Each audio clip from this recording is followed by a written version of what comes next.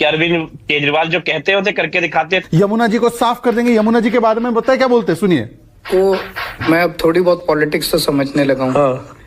यमुना पे वोट नहीं मिलेंगे। बताइए, 2015 में बोला था 2020 में करेंगे, 2020 में बोला 25 में करेंगे, बोल रहे यमुना पे वोट नहीं मिलते तो नहीं करेंगे। नमस्कार सर, मेरा नाम तलहा इमरोज खान है। मेरा सवाल सुधांशु जी से। जी। सवाल यह है सर कि जो मैनेजमेंट, जो ताकत महाकुंभ के आयोजन में लगाई जा रही है, क्या वही ताकत अगर देश की बेरोजगारी को हटाने में, गिरते हुए रुपए को सही करने में और हमारी अर्थव्यवस्था को ठीक करने में लगाई जाए तो क्या ज्यादा अच्छी नहीं रहेगी?